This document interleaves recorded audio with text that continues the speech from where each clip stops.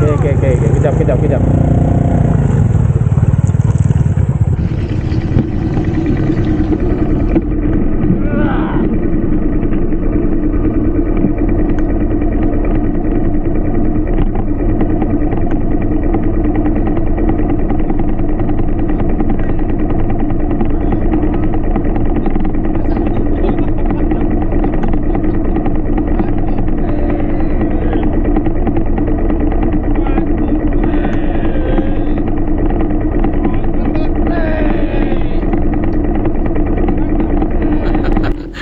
Itu tadi salah satu aksi moto terkandas di dalam lumpur. Moto sahabat kita si Erwin dari Tawau. Selamat pagi guys. Pagi ini kami dari Long Pasir sedang bersiap sedia untuk berpatah balik ke Kota Kinabalu. Jadi ini kami baru berlepas dari pintu gerbang yang besar Long Pasir, dan bersama sahabat-sahabat yang lain semua menuju ke Kota Kinabalu, Keningau ataupun Tawau. Cuaca pagi ini agak mendung-mendung sedikit, sebab semalam pun ada hujan guys. Malam semasa kami bermalam di Long Pasir tu kan, malam dalam kurang lebih jam 10-11 pun ada hujan turun. So ini keadaan jalan ni adalah daripada sakit bagi hujan semalam ni. So jalan dia belum berapa kering dan masih berlumpur. Jadi ini kami kena slow down sikit lah, takut motor tergelincir jatuh. Yang baru lepas tadi itu adalah si Asik, dan ini adalah si Erwin. Kami pun berharap hujan tidak turun pagi ini ya guys, tapi kita pun tidak pasti juga, tidak boleh menjangka juga hujan nih. Keadaan cuaca nih boleh bila-bila pun dia boleh hujan. So sementara sebelum hujan tu kami pun cubalah sedaya upaya untuk keluar dari tempat ini.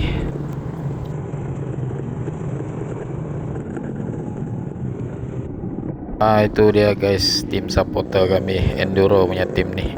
Memang laju betul orang dekat lumpur-lumpur ni. Macam diorang ni lumpur dengan motor diorang ni berkawan betul, tidak pandai jatuh. Cakap pasal jatuh ni guys, saya rasa tidak heran lah orang jatuh dari motor di kawasan jalan seperti ini, sebab kita pun bukan selalu jalan berlumpur macam ni kan. So risiko untuk jatuh tu memang tinggi lah, kecuali kita memang jalan hari-hari di jalan yang berlumpur tu. Mungkin kita punya badan dengan skill kita punya riding skill pun mungkin sudah biasa berjalan di dalam keadaan yang berlumpur. Jadi saya tidak heran lah kalau orang-orang yang jarang berjalan dalam keadaan jalan gini terjatuh. Itu perkara biasalah. Tapi kalau kawan-kawan kita jatuh kan guys, kalau jatuh sebenarnya biasanya kita terus tolong bahkan, tapi ini kadang-kadang kita ambil gambar atau video dulu baru kita tolong. Tapi jangan pula sengaja kita kasih biar lama-lama. Tengok keadaan juga lah masa jatuh tu kan. Kalau nampak keadaan tu ada bahaya sikit, kita cepat-cepatlah tolong. Tapi kalau keadaan tu melucukan dan tidak membahayakan, mungkin ini ada bagusnya, ada tidak bagusnya juga lah. Itu bagi pendapat saya lah guys. Sebab yang bagusnya kalau kita ada video rakaman tu kan, kita boleh tengok balik guys. Lepas kita mungkin di rumah sudah atau sebulan 2 bulan selepas tu kita tengok balik, ada juga kita punya kenangan kan di ride bersama sahabat-sahabat. Yang tidak bagusnya kalau kita kawan-kawan jatuh, takut ada yang terhimpit kaki kah, boleh mencederakan anggota badan kah, itu yang tidak bagus lah. Itu membahayakan kita, sahabat kita yang jatuh. So kena pandai-pandai lah, jangan pula kita biarkan sahabat kita jatuh terbiar begitu lama dan lambat kita menolongnya. Dan yang paling penting, kalau kita ada rakaman kawan-kawan jatuh tu, kita minta kebenaran dulu lah untuk sama ada kita boleh post video tu atau tidak boleh. Sebab kadang-kadang mungkin ada kawan kita yang mungkin mereka tidak suka melihat gambar mereka jatuh, ataupun video mereka jatuh di paparan umum kan. So make sure lah, kena tanya dulu, minta permission kalau boleh post atau tidak. Macam saya pun saya pun ada tanya jugalah dengan sahabat lain, bolehkah saya post video yang ini yang itu. Kalau dia cakap boleh, kemudian baru saya post lah. Guys, kalau kamu ride dalam keadaan berlumpur, jangan kamu berada di belakang kawan. Kalau tidak, tanah terbang ke tempias demi tanah lumpur. Balik kepada cerita berlumpur di sini nih guys, saya belajar dari kesilapan ride sebelumnya yang saya masuk ke Long Pasir ni.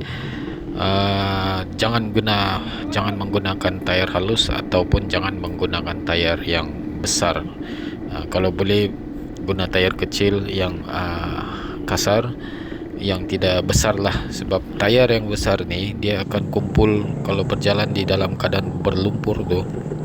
Lumpur tu akan melekat di tayar. So kalau tidak ada ruang yang luas untuk tayar tu berpusing, lumpur itu akan berkumpul di bahagian mudguard, di bahagian tayar, menyebabkan kesukaran untuk tayar tu berpusing, dan itu yang boleh menyebabkan kita terjatuh. Senang cakap, lagi besar ruang tayar dengan mudguard tu, lagi bagus kalau berjalan dalam keadaan yang berlumpur. Kalau kamu guna tayar besar, lepas tu ruang antara tayar dengan mudguard tu sangat kecil, itu yang menyebabkan lumpur berkumpul di bahagian mudguard tu. Sebab tu kamu tengok kalau motor-motor scrambler, motor-motor off-road, dia punya ruang antara mudguard dengan tayar memang luas. Sebab tu motor scrambler ni tidak ada masalah berjalan di dalam lumpur, sebab dia punya reka bentuk tu memang khas sudah untuk berjalan di lumpur atau di jalan yang tidak rata. Itu dia Abang Ayu di depan kita ni sedang berhati-hati untuk berjalan, dan di depan ni kita punya tim support, si Jack Jun sedang memerhati sahabat-sahabat lain untuk melintasi lumpur. Paling mau diperhatikan ni adalah sahabat-sahabat yang menggunakan tayar halus, seperti kita punya kawan di hadapan tu, NMAX skuter, Ijam, Erwin, dua-dua menggunakan jentera NMAX skuter, dan satu orang ni si Jovindi menggunakan Honda RS, pun menggunakan tayar yang halus. So hebat juga dorang ni guys, berani dorang menggunakan tayar halus di jalan-jalan lumpur seperti ini. Saya lupa lagi satu orang, kita punya kawan sahabat kita satu, si Ewarin pun menggunakan tayar halus, menggunakan Y15. Hebat juga dorang guys, boleh tahan. Respect lah, memang respect. Kalau kamu menggunakan macam tahun lepas saya menggunakan motor tayar halus juga guys. Lepas tu menggunakan clutch, memang penat guys, memang penat kalau berjalan di dalam keadaan jalan begini. So paling bagus kalau kamu jalan di sini menggunakan tayar kasar, dan kalau lagi bagus motor tu tidak ada clutch, lagi senang kawal. Ini di sini pun punya legend nih. Ini kawasan yang betul-betul licak nih guys. Licak apa maksud licak kalau orang bahasa yang betul, tanah yang licin lah, tanah yang licin. Jadi di sini kita punya sahabat abang Hasan kita mengalami putus rantai, dan kita punya tim support di sini, Jackie dan Moses sedang menolong beliau untuk mendapatkan pertolongan. Abang Hasan ni guys salah satu daripada 3 orang yang datang dari Tawau, iaitu kita punya Iron Lady, Kak Malinda, dan sahabat dari Tawau juga, iaitu menggunakan skuter Erwin, dan beliau lah Abang Hasan di sini.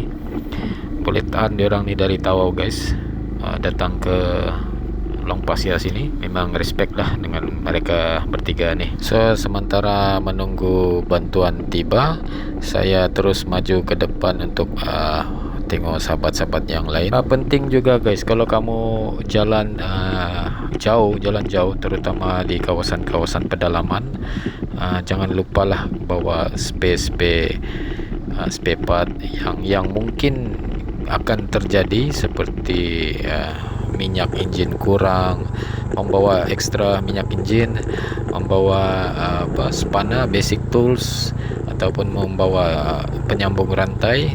Itu lebih memudahkan lah kalau ada berlakunya kerosakan pada motor di tengah-tengah jalan atau tengah-tengah hutan. Guys, ada beberapa juga orang tanya di ruangan komen sebelum ni. Mereka bertanyakan sama ada jalan ke Long Pasir tu susah kah mau sampai, maksudnya tidak mudah sesat kah, begitu. So kamu sebenarnya ikut jalan utama saja guys, kamu ikut jalan utama saja, sebab jalan Long Pasir ni dia ikut jalan yang jalan besar saja, jangan masuk ke mana-mana simpang yang kecil. Dan kalau kamu rasa kurang pasti, kamu boleh tanya di orang-orang di kampung di sekitar kawasan sepanjang perjalanan lah. Mereka pun boleh bantu juga tuh kalau jalan yang kamu ikut tu betul ke tidak. Tapi bagi saya tidak mudah sesat lah, yang penting kamu ikut jalan utama saja. Begitu saja memang boleh sampai punya. Ini kita punya kawan Erwin tersangkut dia punya motor skuter kerana lumpur tu terlalu dalam, so badan skuter tu dia agak tergantung sedikit, menyebabkan dia punya motor ni kesukaran untuk berjalan ke depan lah. So kita terus tolong tolak motor tu sampai ke jalan yang ada rata yang bagus sikit lah. Lagi satu saya ingat ada orang tanya, cukupkah minyak bro kalau isi dari satu tank penuh ke Long Pasir dan balik? Sebenarnya tengok jenis motor kamu juga guys. Kalau kamu bawa motor macam motor tangki dia, motor tangki kecil lebih kurang 4 liter 5 liter macam tu, kamu perlulah bawa backup minyak petrol, kurang-kurang pun 3 liter ke atas lah. Kalau kamu dapat bawa 5 liter lagi cantik. So kamu tidak perlu susah hati, sebab sepanjang perjalanan dari simpang besar, bukan dari simpang besar, kamu isi petrol kan guys, kamu isi di Sipitang. So petrol station, kalau kamu dari Sipitang lah, kalau kamu berada dari Sipitang, kamu akan isi minyak di Sipitang tu, Pekan Sipitang.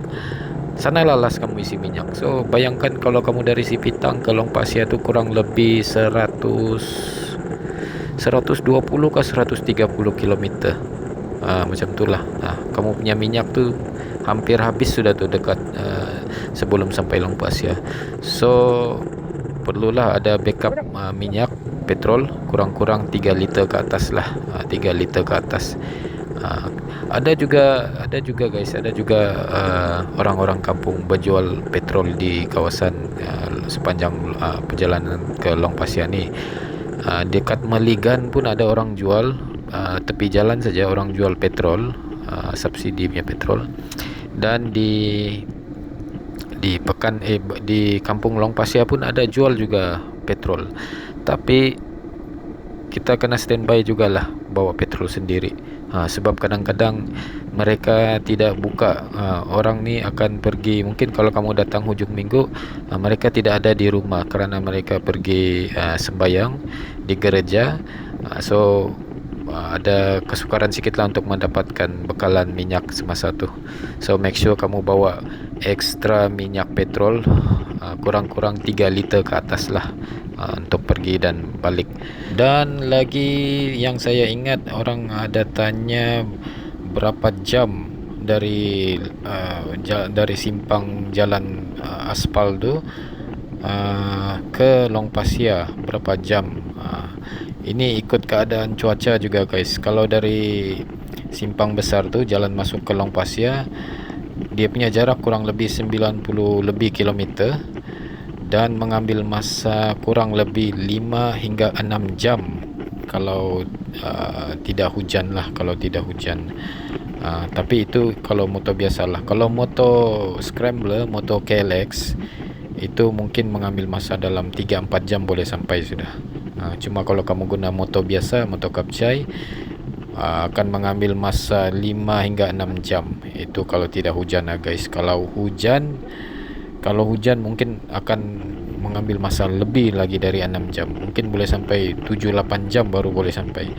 So ingat-ingatlah sebelum kamu pergi itu, tengok keadaan cuaca, tengok ramalan cuaca tu sama ada hujan atau tidak lah. Dan kalau kamu mau pergi pada pagi-pagi guys, kamu pergi masuk Long Pasir tu pagi, awal pagi, lebih kurang jam 8 atau 9, selamat sikit, sebab kamu tidak mau kemalaman dalam hutan tu. Kalau sudah kamu kemalaman memang gelap tu di hutan tu guys, ada dan kebanyakan sepanjang perjalanan tu tidak ada signal telefon. Itu yang membahayakan sedikit lah. So kalau kamu mau masuk Long Pasir, kamu masuk awal pagi, itu saja, jam 8 atau jam 9 pagi, masuk awal sikit supaya kamu boleh cepat sampai. Jadi video saya sampai sini saja guys. Kamera bateri pun sudah low masa ni, dan saya harap video ni dapat sedikit sebanyak dapat membantu jika kamu ada plan untuk pergi ke Long Pasir. Terima kasih kerana menonton. Jangan lupa like, share dan follow Bro Motocam. Thank you guys. Iring-iring nampasan ku nikah, kadat di lembu